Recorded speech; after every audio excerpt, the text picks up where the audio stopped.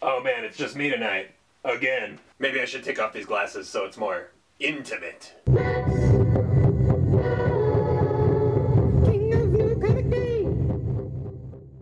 So, yeah, it's just me again tonight.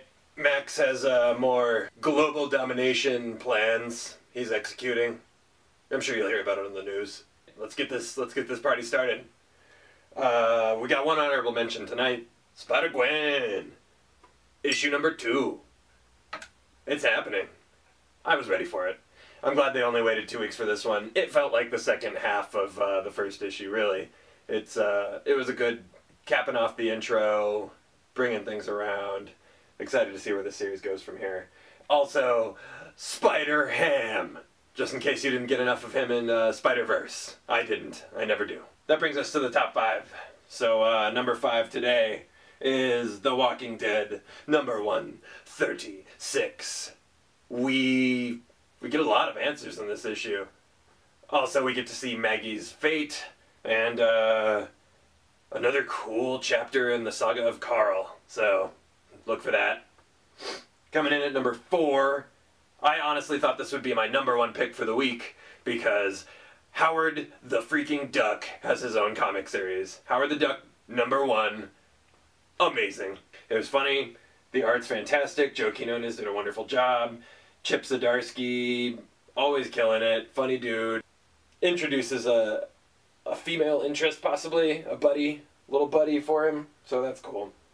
Also, we get to see so many cool Marvel cameos. We've got a Spider-Man. We've got a Rocket Raccoon. We've got a Black Cat. We've got a She-Hulk. I mean, come on.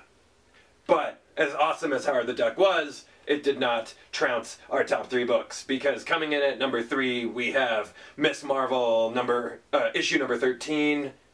Really cool beginning to a new arc here.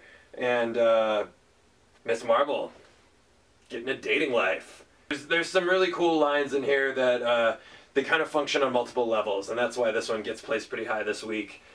Miss Marvel's always really good, but it's cool to see them bringing some, like, cultural relevance into it.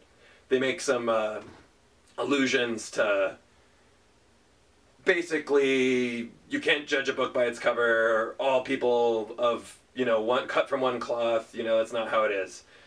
Just because someone's Muslim doesn't mean they're like all the other Muslims Just because someone's an Inhuman doesn't mean they're all like all the other Inhumans All superheroes are not created equal, etc., etc. Love this issue, looking forward to where the next chapter brings us. Coming in at number 2, All New X-Men number 37. Wow! Del Mundo's art, killing it! Bendis writes a killer script on this one. It's all about Emma Frost and young Jean training in Madripoor. So it gets pretty messy, but man, really cool. Very much stands on its own as a single issue. Powerful stuff. Gonna miss Bendis leaving the X titles right before Secret Wars. It's been a good run, and it just doesn't quit. That brings us to our number 1 this week.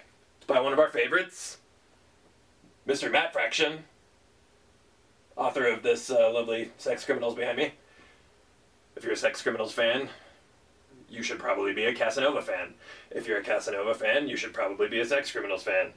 But, yeah, Casanova Acedia, or Acedia, I don't know how this is pronounced, but it's issue number 2 of the new run, and it is fantastic. Fabio Moon's art, amazing. The script, it's crackling, man. It's so funny, it's so smart. Really interesting stuff. It's not all literalist. It exists on so many levels.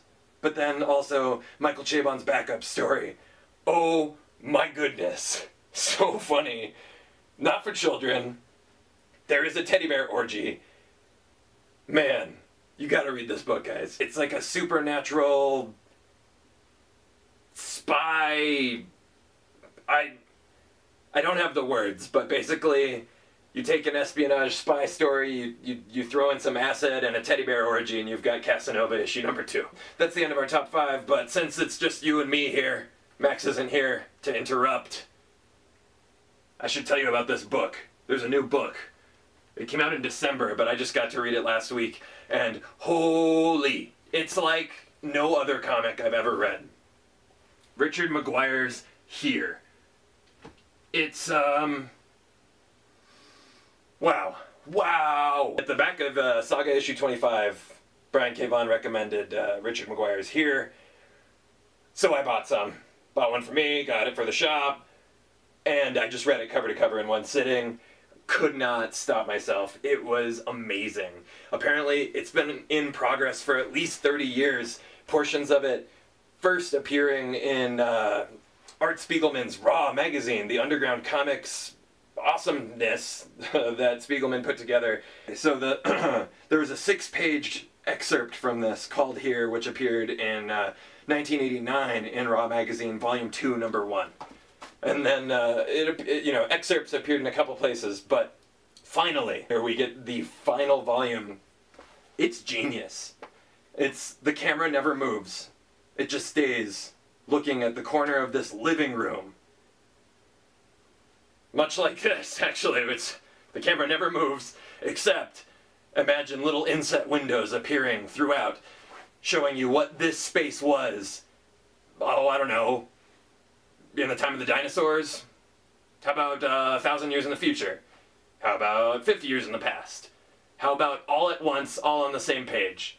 It's not a narrative in the strictest sense. You do get revisitations in certain time periods, certain characters you'll see over the course of the book, but really it's just about the human condition and the passage of time and space, how it's affected by time, and how this same plot of land just shifts. Sometimes it's underwater, and then a few million years go by and it's inhabited by a totally different thing.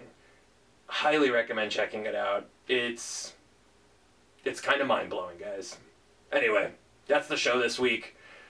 Maxx will be back with us next week. You know the drill. Stay frosty.